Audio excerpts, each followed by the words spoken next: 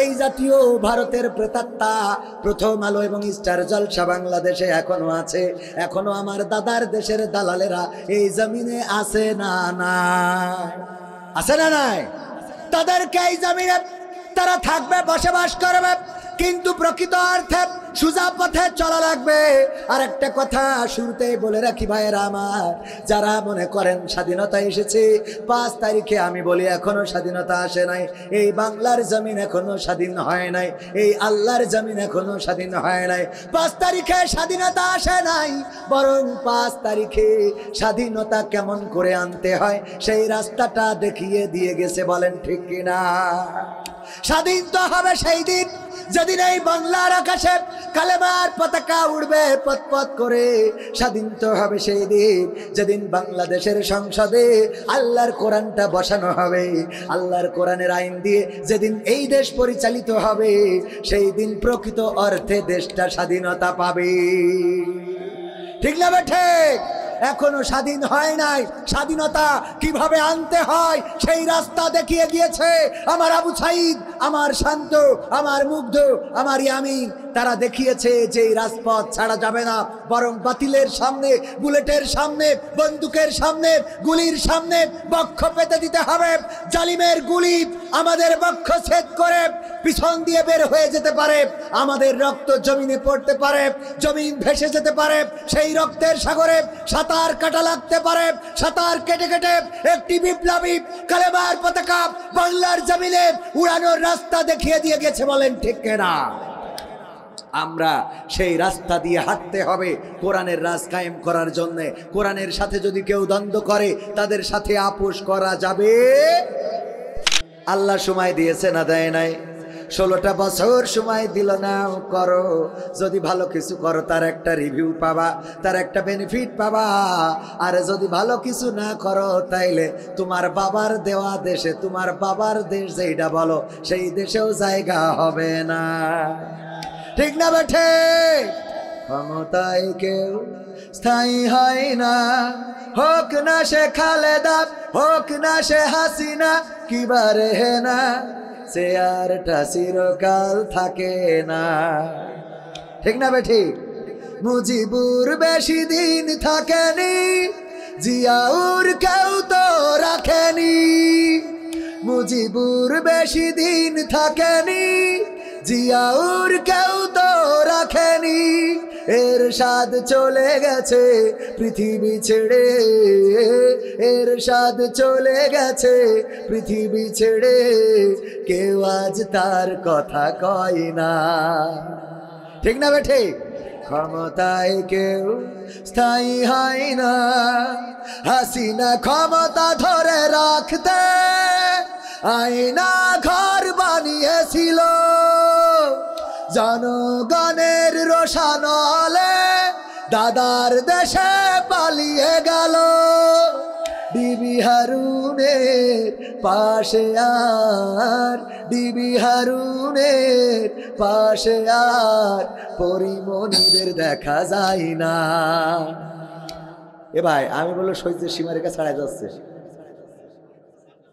আমি নাই দেরি করেছি তা তোরা এত ডিস্টার্ব করবি কেন? ঠিক না ভাই? ঠিক। তবে বলা ছিল 10:30টায় আসবে।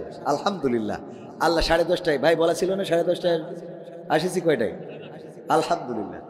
জবান রক্ষা করার জন্য সর্বোচ্চ চেষ্টা করি, আল্লাহ কবুল করেছেন। যাই হোক ভাই, রিভারটা একটু বাড়ান।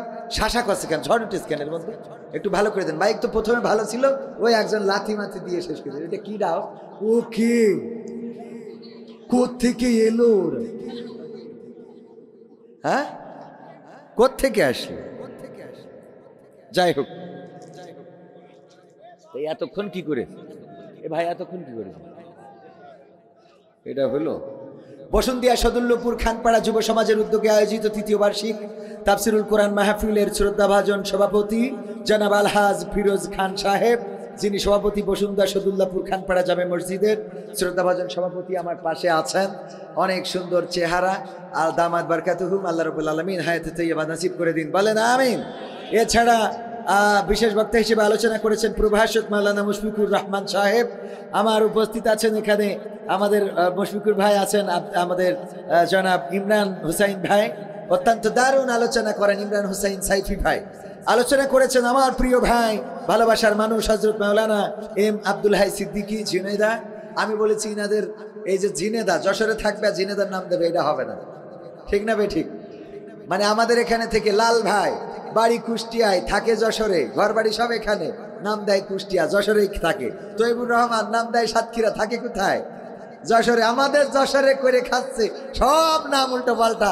রবিউল ইসলাম খুলনা, থাকে যশোরে, বাড়ি করে খুলনা, সব প্রমোট করে নিজেদের জায়গা। আমরা এগুলো হয় বিয়ে করি ঘর জামাই থাকতে হবে, না হলে আউট হতে হবে। কোত্থেকে এলো? যাক আলহামদুলিল্লাহ, আমার ভাই যান দারুণ আলোচনা করেন। আল্লাহ রাব্বুল আলামিন ভাইয়ের কণ্ঠকে ইসলামের জন্য কবুল করে নিন, বলেন আমিন। সম্মানিত ভাইয়েরা আমার, আমি আলোচনার লাইনটা কিছুটা হলেও একটু তার কেটে গেছে। তার কেটেছে না, মানে মাইক্রোফোনেরও তার কেটেছে, লাইনেরও তার কেটেছে। তারপরেও আলোচনা তো করতেই হবে। যেই কথা দিয়ে শুরু করেছিলাম সেটা ছিল যে আমাদের চেয়ারের বড়াই, ক্ষমতার বড়াই চিরদিন থাকে, আমাদের চেহারার বড়াই, চেহারার সৌন্দর্য চিরদিন থাকে না। যেই মেয়েটা অসংখ্য ছেলের ভুল পথে নেয়ার কারণ, সেই মেয়ের চোখও একদিন ঘোলা হয়ে যায়, চুল একদিন সাদা হয়ে যায়, চোয়ালে একদিন ভাঁজ পড়ে যায়, সোজা মানুষটা কুজা হয়ে যায়। যার দিকে মানুষ চোখ তুলে তাকাতো, এমন ভাবে তাকাতো যেন খাইতে পারলে বেঁচে যায়, সেই মানুষটার দিকে কুত্তাও তাকায় না, এমন একটা সময় আসে না, আসে না? সুতরাং এই চেহারার সৌন্দর্য, আমাদের রূপের বড়াই, যৌবনের গরম, ক্ষমতার পাওয়ার সব কিছু ধূলিসাৎ হয়ে যাবে। একদিন কবর দেশের বাসিন্দা হতে হবে। সেই কবরের প্রস্তুতি নেওয়ার দরকার আছে না নাই? সেই কবরে যে যাব, এটার তো টাইম বলা নাই কবে যাব। মুরব্বী যারা আছেন এখানে, অনেকের আপনজন, কাছের মানুষ চিরজনমের মতো বিদায় নিয়েছে। অনেকের সন্তান আগে চলে গেছে বাবার কাঁধে খাটিয়া, অনেকের স্ত্রী আগে চলে গেছে, বয়সে অল্প ছিল, অনেকের মা বাবা বেঁচে আছে কিন্তু কলিজার টুকরারা নাই। আসার সিরিয়াল থাকলেও যাওয়ার সিরিয়াল নাই, সবাই জানি, কিন্তু মানি কি? বলেন মানি? বাবার লাশ কবর দিয়ে এসে সন্তান খানিক পরে চায়ের দোকানে কাঠ খেলায় মেতে ওঠে, ওঠে না? ওঠে না? বাবাকে মাটি দিয়ে চায়ের দোকানে এসে পরিমণি, নুরালাইলা, এগুলো শাবনূর, আরো কি কি আছে, নাম তো বেশি বলা যাবে না, নাম বললে আবার ঝামেলা। নাম বললি আমার দেখলাম মুহতারাম শ্রদ্ধাভাজন উস্তাদজি শায়েখ মুজাফফর বিন মাহসিন হাফিজাহুল্লাহ, উনি তওবা করাচ্ছেন সহি হাদিসের ভিত্তিতে। আমির হামজা কোন নায়িকার নাম বলেছে আপনারা হয়তো অনেকেই জানেন, আমি আসলে নায়িকা চিনি, উনি দেখা হয়নি, কথা হয়নি কোনোদিন। এই নায়িকার নাম বলেছে, উনার কাছে প্রশ্ন দিয়েছে যে উনি বলেছেন আল্লাহর নাম করে একটু তাকাই দেখবেন। তার থেকে সুন্দরী ছিল হাওয়া আলাইহিস সালাম, মরিয়াম আলাইহিস সালাম, সারা আলাইহিস সালাম, খাদিজা রাদিয়াল্লাহু তাআলা আনহা, ফাতেমা রাদিয়াল্লাহু তাআলা আনহা। এই কথা উনি বলতে যে ওই বিশ্ব সুন্দরী কার কি নাম, আমি রাশমিকা মান্দারা না ইন্দারা এরকম নাম হয়ে থাকতে পারে, এই নাম বলেছে। বলার পরে এখন এই নাম উনি চিরকুটে পড়লেন না, না পড়ে কি করেছেন, উনি বলতেছেন যে সব পশ্চিম মুখ ফিরে, পশ্চিম কিবলা কোন দেখি, তো এই কিবলা মুখ ফিরে কান ধরে তওবা করেন। আচ্ছা এইটা কোন হাদিসে আছে আমি আজ পর্যন্ত খুঁজে পাইনি যে তওবা করার জন্য কিবলা মুখ হতে হবে আর কান ধরে তওবা করে, ওরা তো সহি হাদিসের বাইরে যায় না, ঠিক না বে ঠিক? তো শায়েখ, আমি বলতে চাই আপনি মুহতারাম আমির হামজা হুজুরকে এমন ভাবে উপস্থাপন করেছেন, একজন আলেমে দ্বীন, তার মুফতি টাইটেলটাকে আপনি উপহাসের ভঙ্গিতে দেখেছেন। এই উপহাস করাটা আপনি কোন হাদিসে পেয়েছেন একটু জনগণকে জানাবেন। হাদিসের কথা বলেন, হাদিস মানার কথা বলেন। গীবত ছাড়া আপনার আলোচনায় কিছু পাওয়া যায় না, অপার্জনের পিছনে লাগা ছাড়া আলোচনায় কিছু পাওয়া যায় না। আমার আল্লাহ বলেছে ইয়া আইয়ুহাল্লাযীনা আমানু লিমা তাকুলুনা মা লা তাফআলুন, ও ঈমানদারেরা এমন কথা বলো না যা তোমরা কাজে পরিণত করো না। তোমরা রাসূলের হাদিস মানো না, আবার আহলে হাদিস নাম ধরে বসে আছো। আমার রাসূল কাউকে গীবত করতে শেখায় নাই, আমার রাসূল কাউকে কারো নাম, কারো টাইটেল উপহাস করতে শেখায় নাই। তোমরা উপহাস করো আর নায়িকার নাম বলার সাথে সাথে তুমি চিনে ফেললে তুমি কোন আল্লাহর ওলি? কথা কয় না। সিনি আডাওয়ারাং ডুলু ডুডুডি মালয়েশিয়া আডাওয়ারাং বলে angka tangan satu orang ada lagi ya boleh angkat tangan, ada belakang Ustadz saya nama Syahidul Islam, Syahidul Islam bhai, abang saya dia dulu di Malaysia. Saya punya ustaz dia. You ada paham kan? Itu paham. Itu dua orang paham. Lain orang tak paham kan? Saya apa cakap? Dua orang, belakang ada satu orang, tiga orang saja paham, lain semua orang tak paham. Saya apa cakap? Betul ya bang? Iya. আমি বললাম যে আমি যা বলছি এই কথাটা এখানে শুধুমাত্র তিনজন ব্যক্তি বুঝতে পারছে, বাকি সবাই কেউ কিছু বোঝে নাই, ঠিক কি না? এই তিনজন বুঝলো কেন? কারণ ওই তিনজন মালয়েশিয়ার হাজি। কিসের হাজি?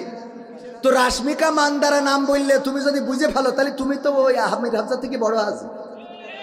কথা কয় না, তুমি কোন হাজি আমার সেইটা বুঝাও। যে নাম বললাম আর তুমি চিনে ফেললে তাহলে তো তুমি ওখানটা আগে করে আইসাও শয়তান। এরকম এই কথাটা কি আমার কথা যুক্তি ঠিক আছে কিনা ভাই?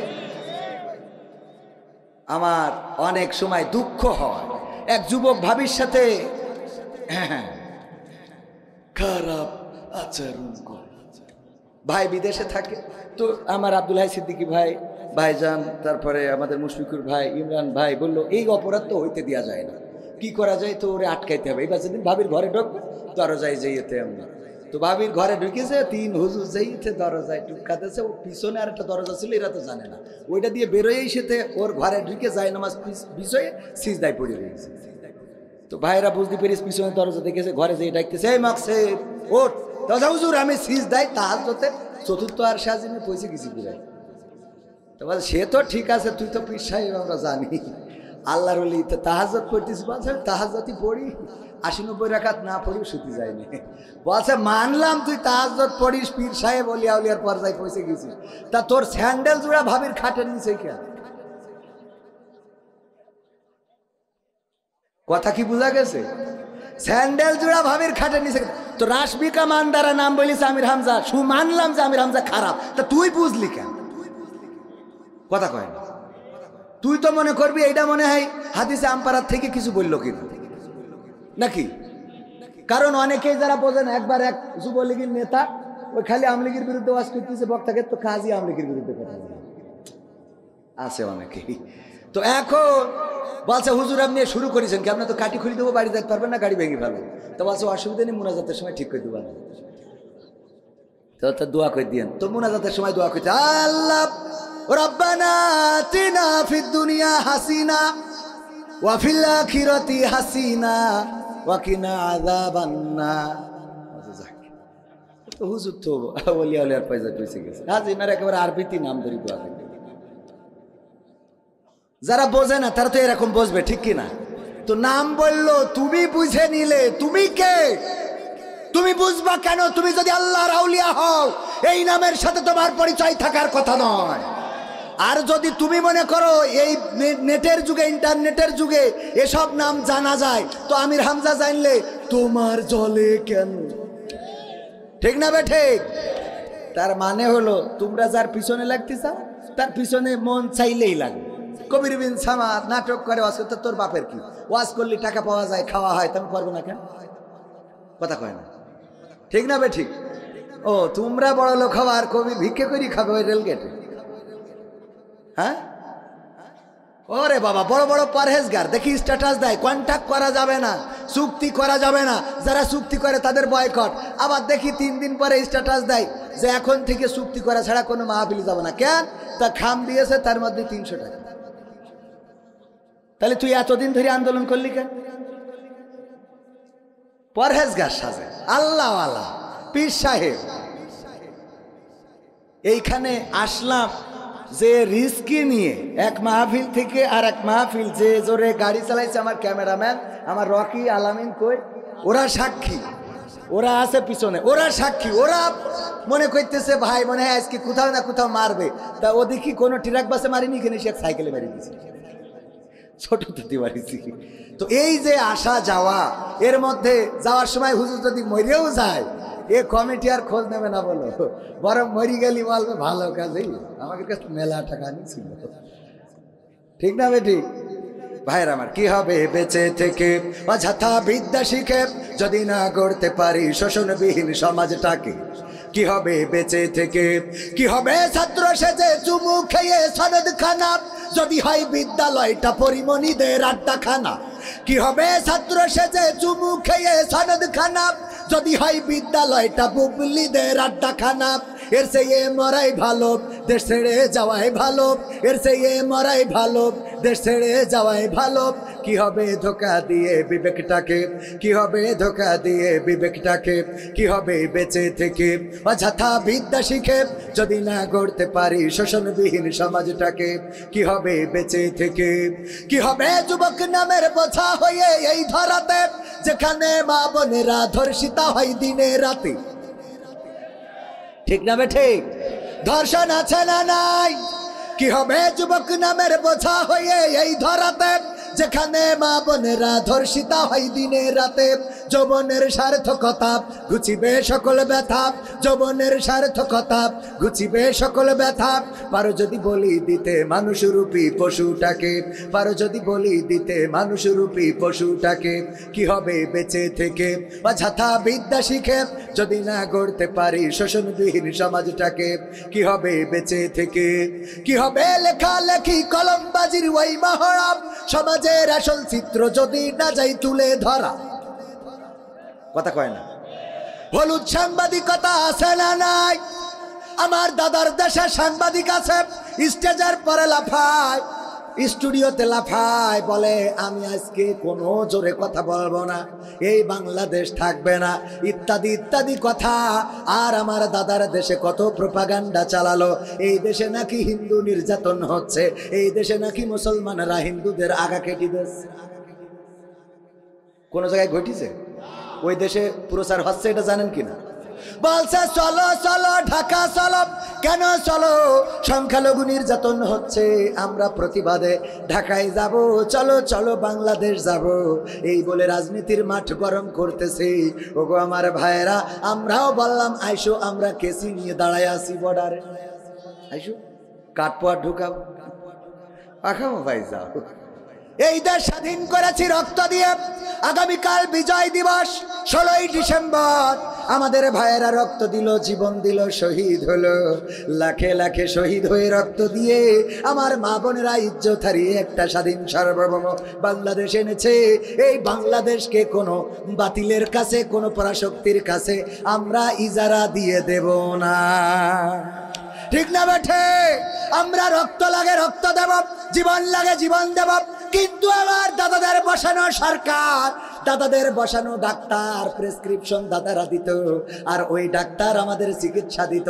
সেই ডাক্তার নিয়ে চলে গেছে, আমাদেরও রোগ ভালো হয়ে গেছে। এখন আর নতুন করে দাদার দেশের ডাক্তার আমাদের দেশে চলবে না।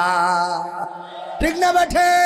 আমি বলি বাবা দাদারা, তোমরা প্রচার করো তোমাদের দেশে, তোমরা বলেছ আমাদের দেশে সংখ্যালঘু নির্যাতন হচ্ছে। আমি বলেছি আল্লাহর কসম করে বলি, সংখ্যালঘু নির্যাতন হচ্ছে না, বরং আমাদের দেশে, এই বাংলাদেশে সংখ্যাগরিষ্ঠ নির্যাতন হচ্ছে, যার বিরুদ্ধে প্রতিবাদ জানানো দরকার। আমরাই প্রতিবাদ করব, কারণ আমাদের, আমি যদি প্রমাণ দিই, 1 নম্বর ব্যক্তি হলেন পীরে কামেল, পীর ওলিয়া উলিয়ার পর্যায়ে পৌঁছে গেছে। আমার বঙ্গবন্ধুর পরিবার ইসলাম প্রচারের জন্য বাংলাদেশে এসেছিলেন, ইসলাম প্রচার করতে এসেছিলেন। সেই পরিবারের সন্তান জননেত্রী শেখ হাসিনা, দেখেন কত বড় আল্লাহওয়ালা। সকালবেলা উঠে আগে যায় নামাজ খোঁজে, তারপরে ফজরের নামাজ আদায় করে, তারপরে কোরআন তেলাওয়াত করে, এরপরে দিনের শুরু করে। আর আমরা তার হেলিকপ্টারে করে দাদার কাছে পাঠালাম। সে সংখ্যালঘু না সংখ্যাগরিষ্ঠ? কথা কয় না? কি গরিষ্ঠ? সংখ্যাগরিষ্ঠ।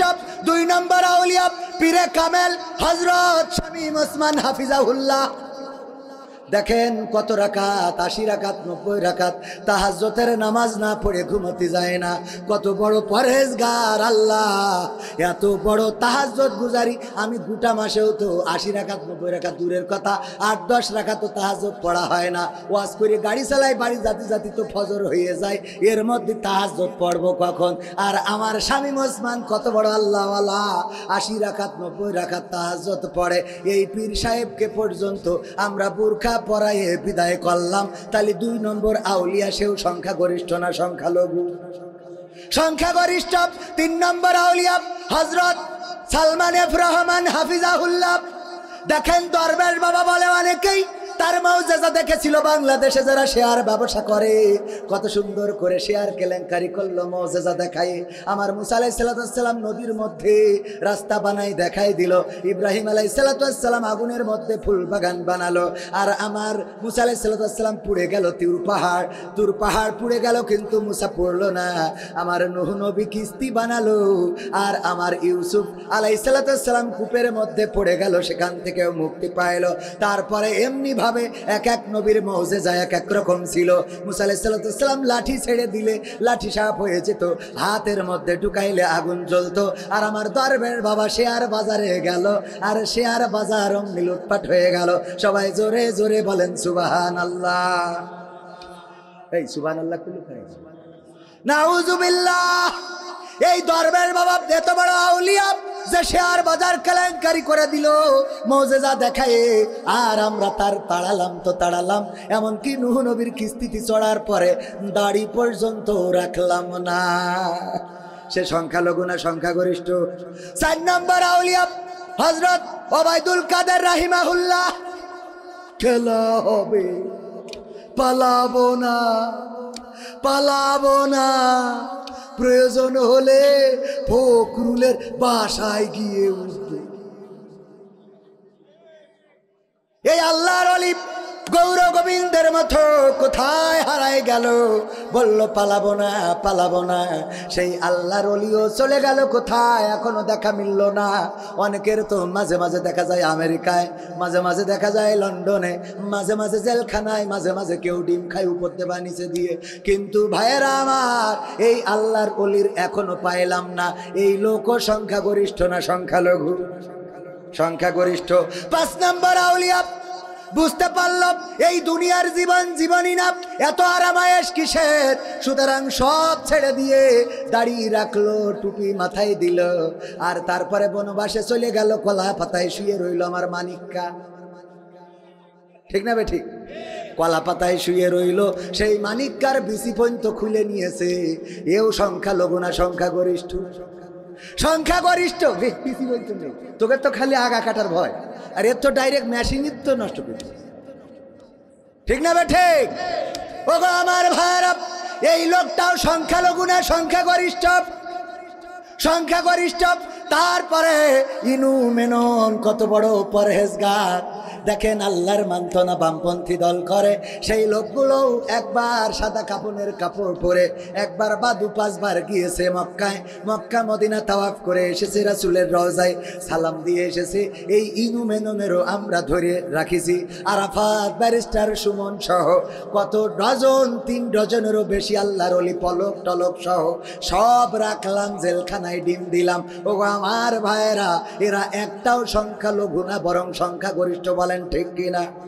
সুতরাং নির্যাতিত হচ্ছে সংখ্যাগরিষ্ঠ, আর আমার দাদারা বলে সংখ্যালঘু নির্যাতিত হচ্ছে। আল্লাহর কসম করে বলি, আমার দেশের হিন্দুরা, বৌদ্ধরা, খ্রিস্টানেরা ডিমের মধ্যে কুসুমটা যেমন সংরক্ষিত থাকে, বাংলাদেশে তেমন মুসলমানদের কাছে হিন্দু, বৌদ্ধ, খ্রিস্টান সংরক্ষিত আছে। বলেন ঠিক কিনা?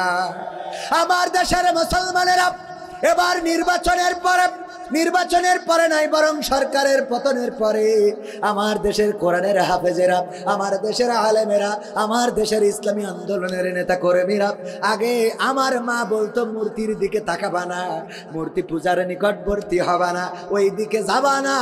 কিন্তু আমাদের নেতা কর্মী, মাদ্রাসার ছাত্র, কোরআনের হাফেজ এবারে যেন কোনো ষড়যন্ত্র করে যেন মূর্তি না ভাঙে, তার জন্যে রাত জেগে জেগে তাদের প্রতিমা পাহারা দিয়েছে। বলেন ঠিক কিনা? পাহারা দিয়েছে। শুধু তাই নাই, আমাদের নেতারা যে ওম শান্তি নমো নমো পড়ি ফেলাইয়ে যাবে গে। ঠিক না বেটি? পড়েছে না পড়ে নাই? ওখানে যে ওম শান্তি নমো নমো কত কি পড়ে ফেললো, কত উদারতা আমরা দেখালাম, যে ওখানে যে ওম শান্তি নমো নমো পড়ে দিলাম। এরপরেও যখন দাদার দেশে এই অপপ্রচার হয়, এরা সাংবাদিক না, এরা মূলত অর্থেই হলো সাংবাদিক নামের কুলাঙ্গা। ঠিক না বেঠে? সাদাটারে কালো বালাই, কালো বানায় আর কালোটারে সাদা বানায়। এই জাতীয় ভারতের প্রেতাত্মা প্রথম আলো এবং স্টার জলসা বাংলাদেশে এখনো আছে। এখনো আমার দাদার দেশের দালালেরা এই জমিনে আছে না নাই? আছে না নাই? তাদেরকে এই জমিনে তারা থাকবে, বসবাস করবে, কিন্তু প্রকৃত অর্থে সোজা পথে চলা লাগবে। আর একটা কথা শুরুতেই বলে রাখি ভাইয়েরা আমার, যারা মনে করেন স্বাধীনতা এসেছে 5 তারিখে, আমি বলি এখনো স্বাধীনতা আসে নাই। এই বাংলার জমিন এখনো স্বাধীন হয় নাই, এই আল্লাহর জমিন এখনো স্বাধীন হয় নাই।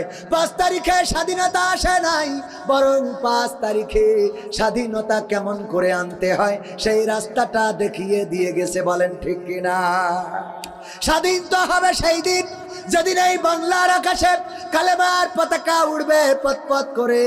স্বাধীন তো হবে সেই দিন যেদিন বাংলাদেশের সংসদে আল্লাহর কোরআনটা বসানো হবে। আল্লাহর কোরআনের আইন দিয়ে যেদিন এই দেশ পরিচালিত হবে, সেই দিন প্রকৃত অর্থে দেশটা স্বাধীনতা পাবে। ঠিক না ঠিক? এখনো স্বাধীন হয় নাই। স্বাধীনতা কিভাবে আনতে হয় সেই রাস্তা দেখিয়ে দিয়েছে আমার আবু সাইদ, আমার শান্ত, আমার মুগ্ধ, আমার ইয়ামিন। তারা দেখিয়েছে যে এই রাজপথ ছাড়া যাবে না, বরং বাতিলের সামনে, বুলেটের সামনে, বন্দুকের সামনে, গুলির সামনে বক্ষ পেতে দিতে হবে। জালিমের গুলি আমাদের বক্ষ ছেদ করে পিছন দিয়ে বের হয়ে যেতে পারে, আমাদের রক্ত জমিনে পড়তে পারে, জমিন ভেসে যেতে পারে, সেই রক্তের সাগরে সাঁতার কাটা লাগতে পারে। সাঁতার কেটে কেটে একটি বিপ্লবী কালেমার পতাকা বাংলার জমিনে উড়ানোর রাস্তা দেখিয়ে দিয়ে গেছে। বলেন ঠিক কিনা? আমরা সেই রাস্তা দিয়ে হাঁটতে হবে কোরআনের রাজ কায়েম করার জন্য। কোরআনের সাথে যদি কেউ দ্বন্দ্ব করে তাদের সাথে আপোষ করা যাবে। কোরআনের সাথে যারা করবে দ্বন্দ্ব তাদের সাথে কবু হবে না আপোষ। কোরআনের সাথে যারা করবে দ্বন্দ্ব তাদের সাথে কবু হবে না আপোষ। জেল জুলুম হলেও হবে, জেল জুলুম হলেও হবে, বিবেকের কাছে তবু রব নির্দোষ। আমার রবের কাছে রব নির্দোষ, মহান প্রভুর কাছে রব নির্দোষ। কোরআনের সাথে যারা করবে দ্বন্দ্ব তাদের সাথে কবু হবে না। বলেন, কোরআনের কথা যারা বলে যায় আজ তাদের দমাতে কত ফন্দি। কাউকে ধরে নিয়ে দিয়েছে ফাঁসি, কাউকে রেখেছিল বন্দি। ঠিক না বেঠে? কোরআনের কথা যারা বলে যায় আজ তাদের দমাতে কত ফন্দি। কাউকে ধরে নিয়ে দিয়েছে ফাঁসি, কাউকে রেখেছিল বন্দি। হক কথা বললেই জ্বলে যায় গা, কোরআনের কথা সইতে পারে না। হক কথা বললেই জ্বলে যায় গা, কোরআনের কথা সইতে পারে না। জানি না তাদের আমাদের পরে কেন এত আক্রোশ। জেল জুলুম হলেও হবে, জেল জুলুম হলেও হবে, বিবেকের কাছে তবু রব নির্দোষ। আমার রবের কাছে রব নির্দোষ, মহান প্রভুর কাছে রব নির্দোষ। কোরআনের সাথে যারা করবে দ্বন্দ্ব বলতে করি না কো ভাই, জীবনের বিনিময়ে আনব বিজয়। বুকে আছে শক্তি, অন্তরে আছে সাহস। আছে জেল জুলুম হলেও হবে, জেল জুলুম হলেও হবে, বিবেকের কাছে তবু রব নির্দোষ। আমার রবের কাছে রব নির্দোষ, মহান প্রভুর কাছে রব নির্দোষ। কোরআনের সাথে যারা করবে দ্বন্দ্ব তাদের সাথে কবু হবে না। আপোষ কি করা যাবে? যদি আমাদের বাবা হয়, যদি আমাদের দাদা হয়, যদি আমাদের নানা হয়, যদি আমাদের আপনজন হয়, কোরআনের সাথে যারা দ্বন্দ্ব করবে তাদের সাথে আপোষ করা যাবে না। আল্লাহ রাব্বুল আলামিন পবিত্র কোরআন দিলেন এই সমাজে শান্তির জন্য। ওগো আমার ভাইয়েরা, চোর যদি চুরি করে তার শাস্তিটা কি? হাত কেটে দাও। আমি যদি বুসা হাত নিয়ে এসে বলতাম, ওগো আমার ভাইয়েরা, কেউ চুরি করবেন না, চুরি করা গুনাহের কাজ, আর কোরআনের আইন কায়েম বাংলাদেশে আছে, সুতরাং কেউ যদি চুরি করে তার হাতের কবজি থাকবে না। তাই দয়া করে কেউ চুরি কইরো না। আপনারা বলতেন, হুজুর আপনার হাতের কবজি কই? আমি বলতাম, আমার আব্বা আখ লাগিয়েছিল, সেই আখ মাড়াই করার জন্য মেশিন এনেছিল, মেশিনের মধ্যে আমাকে আখ ঢুকাতে দিয়েছিল। আখ ঢুকাচ্ছিলাম ঢুকাচ্ছিলাম ঢুকাচ্ছিলাম, হঠাৎ করে হাত ঢুকে হাত রস হয়ে পাটালি হয়ে গেল। আপনারা বলতেন, যাই বলেন তাই বলেন, হুজুর আপনি এককালে চোর ছিলেন।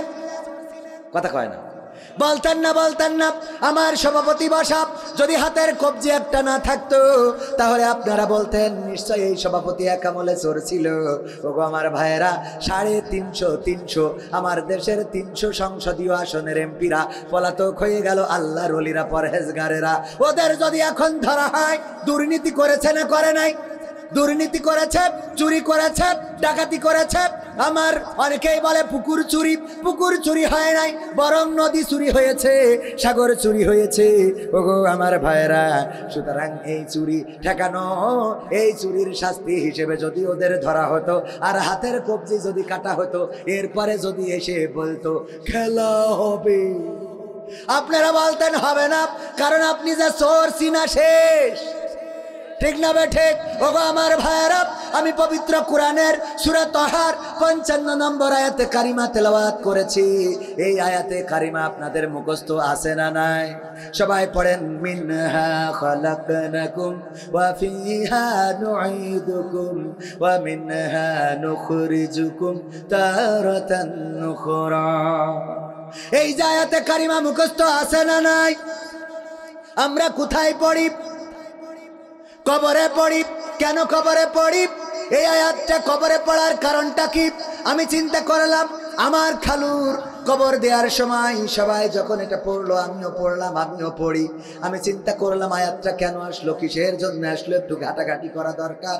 আমি তো ভালো বুঝি না, তারপরেও একটু চেষ্টা করে দেখলাম। এই আয়াতটা এসেছে সবচেয়ে পাওয়ারফুল জায়গার জন্য, আর আমরা এইটা সবচেয়ে নরমাল জায়গায় নিয়ে লাগাই দিছি। আমাদের সুবিধা মতো কিছু আয়াত ব্যবহার করি। যেমন আমার ভাই যাবে কালকে কুষ্টিয়ায়, যদি আমার চাষড়ায় দাঁড়াই গড়াই গাড়ি, দাঁড়ানোর পরে বলবে হুজুর আসেন, ওঠেন, হুজুর আসেন, ওঠেন, সিট আছে? হ্যাঁ, সারা বাস সিট। উঠে দেখে যে বাসে আসলে সিট আছে কিন্তু খালি নেই, মানে সারা বাস সিট কিন্তু খালি নেই। হঠাৎ মিজাজ খারাপ হয়ে গেছে, হেল্পারের কলার ধরবে যে বললি সারা বাস সিট আছে, কিন্তু দেখি তো সব ভরা, একটাও তো ফাঁকা নাই।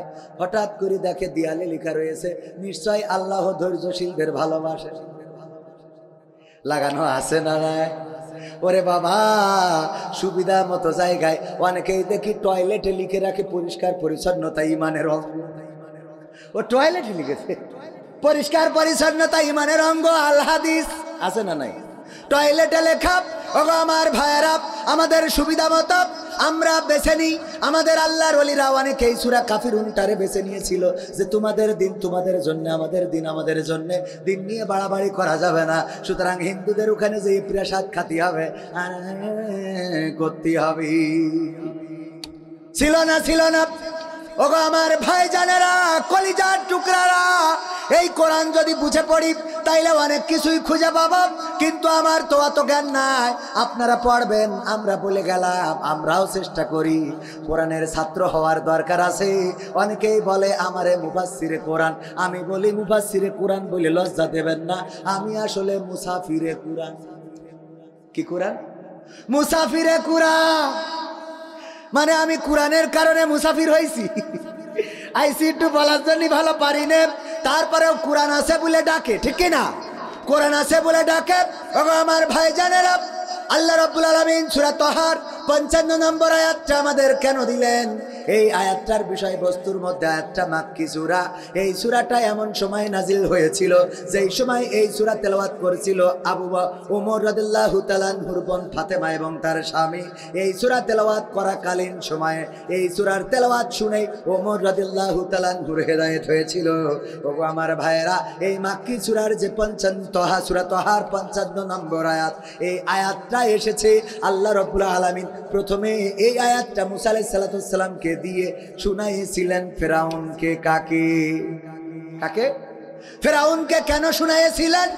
কারণ হলো, ওগো ফেরাউন, আল্লাহ বললেন ওগো মুসা যাও, ফেরাউন বাউন্ডারি ক্রস করে ফেলেছে, সে তো সীমা লঙ্ঘন করেছে। অনেকেই চেয়ার ছাড়তে চায় না 41 সালের আগে, কিন্তু আল্লাহ যদি চান 31 সালও আসবে না। ওগো মুসা যাও, ফেরাউন তো ক্ষমতার চেয়ার ছাড়তে চায় না, সে দাবি করেছে এই চেয়ারের মালিক তো সে, সাথে সে দাবি করে বসেছে আনা রব্বুকুমুল আলা, আমি আল্লাহ হয়ে গেছি, আমি রব হয়ে গেছি, আমার রব মেনে নাও, আমার চেয়ার অহংকার নিয়ে টানাটানি শুরু করেছি। ঠিক না বেঠিক? করেছে না করে নাই? মুসাকে বললেন যাও তাড়াতাড়ি যে তারে বুঝাও। মুসা বলল যদি না বুঝতে চাই, বলল হাতের লাঠি ছেড়ে দিবা সাপ হয়ে যাবে। যদি তাও মানতে না চায় বগলের মধ্যে হাত দিবা আগুন হয়ে যাবে। যদি তাও মানতে না চায় তাইলে কি করব? আল্লাহ রাব্বুল আলামিন বললেন সুন্দর করে তারে ওয়াজ শোনাবা। মিনহা খালাকনাকুম ওয়া ফিহা নুঈদুকুম ওয়া মিনহা নুখরিজুকুম তারাতান নুখরা। মুসা আলাইহিস সালামকে দিয়ে কাকে শোনালেন? কাকে বলেন? কাকে? ফেরাউনকে। কারণটা কি? কারণ ফেরাউন ছিল সবচেয়ে ক্ষমতাধর ব্যক্তি। ফেরাউনকে বলল ওগো ফেরাউন শোনো, কিসের অহংকার করো, কিসের বড়াই করো, কিসের লড়াই করো? তোমার এই অহংকার, তোমার এই ক্ষমতা সব চূর্ণ বিচূর্ণ হয়ে যাবে।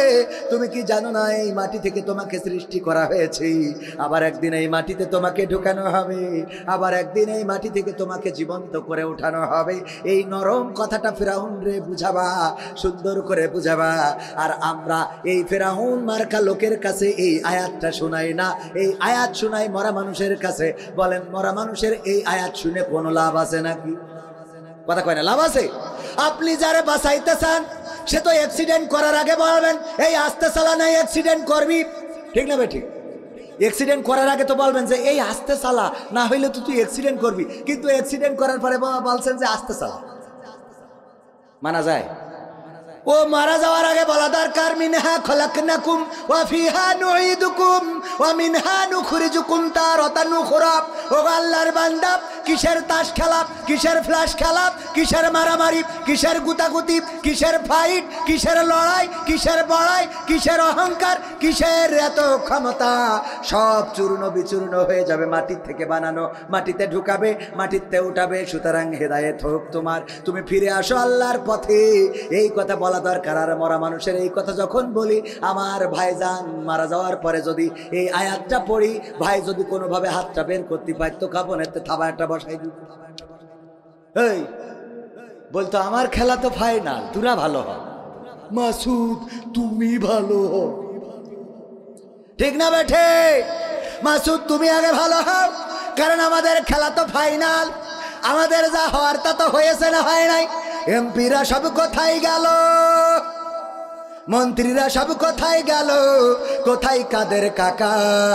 তাদের ছাড়া দেশটা এখন লাগে ফাঁকা ফাঁকা। ঠিক না বেঠে? পালাবো না, পালাবে না, পালাবে না, যাই না তবু দেখা। পালাবে না, পালাবে না, যাই না তবু দেখা। তাদের ছাড়া দেশটা এখন লাগে ফাঁকা ফাঁকা, ওদের ছাড়া দেশটা এখন লাগে ফাঁকা ফাঁকা। আইন মন্ত্রী আটকে গেল আইনেরই ফাঁকে, দাড়ি ছাড়া দরবেশের ভণ্ড ভণ্ড লাগি। ঠিক না বেঠে? আইন মন্ত্রী আটকে গেল আইনেরই ফাঁকে, দাড়ি ছাড়া দরবেশের ভণ্ড ভণ্ড লাগে। শুনছি কত নেতা নেত্রী খাইতেছে ভাই ডান্ডা, বিচারপতি কালামানিকের ফাটিয়েছে আন্ডা। পলকেরও ঝলক গেল, পলকেরও ঝলক গেল থামিয়ে নেটের চাকা। তাদের ছাড়া দেশটা এখন লাগে ফাঁকা ফাঁকা। ঠিক না বেঠিক? শোনাবো শোনাবো, শুনবেন, থাকবেন শেষ পর্যন্ত। আর 10-15 মিনিট কি থাকা যাবে? কোরআনের জন্য, ইসলামের জন্য, ইসলামী আন্দোলনের জন্য, এই মাহফিলের জন্য, আল্লাহর রাজি খুশির জন্য আর একটু সময় যদি থাকে, ওগো আমার ভাইয়েরা, আল্লাহ রাব্বুল আলামিন পরকালের ময়দানে বলবেন ইকরা কিতাবাকা কাফা বিনাফসিকাল ইয়াউমা আলাইকা হাসিবা। পড়ো তোমার কিতাব, তুমি পড়ে তোমার হিসাব করে দাও। ওই কিতাবের মধ্যে সব পাওয়া যাবে। এই মাহফিলটা থাকবে না, এটাও থাকবে। এটাও যদি থাকে তাইলে এই মাহফিলের ওসিলায় মুক্তি পাওয়া যেতে পারে না, পারে না? সুতরাং এই মাহফিলের ওসিলায় আমরা মুক্তি চাইবো আল্লাহর কাছে। ওগো আমার ভাইয়েরা, আল্লাহর জন্য আমাদের জীবন উৎসর্গ করতে হবে। আল্লাহ শিখিয়ে দিয়েছেন, বলো কুল ইন্না সালাতি ওয়া নুসুকি ওয়া মাহইয়ায়া ওয়া মামাতি লিল্লাহি রাব্বিল আলামিন।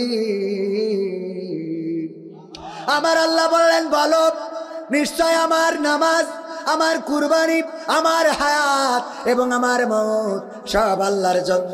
সেই আল্লাহর জন্য আমাদের একটু সময় শ্রম কুরবানি করতে রাজি আছি না নাই? রাজি কারা কারা? দুটি হাত দেখতে চাই। নারায়ে তাকবীর।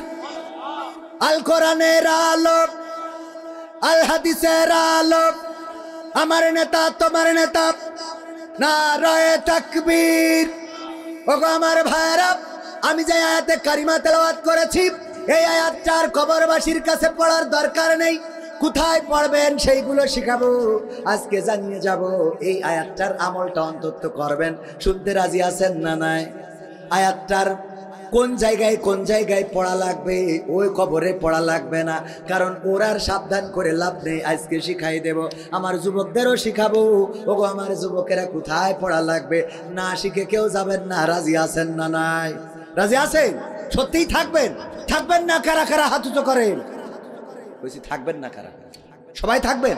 সবাই থাকবেন? আলহামদুলিল্লাহ। ওগো আমার ভাইরা, এই কোরআনের জন্য নিবেদিত প্রাণ হতে হবে।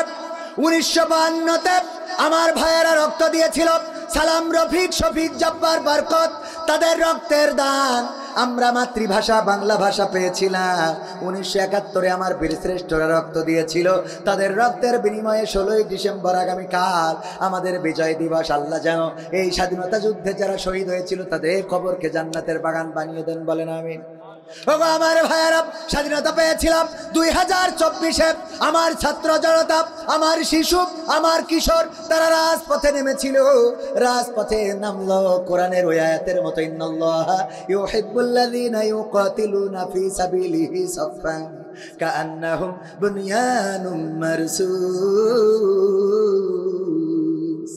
আমার আল্লাহ বলছে, আল্লাহ তাদেরকে পছন্দ করে, তাদেরকে মহব্বত করে, তাদেরকে ভালোবাসে যারা তার পথে সীসা গালানো প্রাচীরের ন্যায় ঐক্যবদ্ধভাবে লড়াই করে, সংগ্রাম করে। আল্লাহ তাদেরকে বড্ড ভালোবাসেন। সুতরাং আল্লাহর পথে ঐক্যবদ্ধ থাকার দরকার আছে না নাই? আল্লাহর পথে দুনিয়ার জিন্দেগিতে ঐক্যবদ্ধ যদি থাকতে পারি, আল্লাহ আমাদের নির্দেশ করেছেন, ওয়াতাসিমু বিহাবলিল্লাহি জামিআন ওয়া লা তাফাররাকু।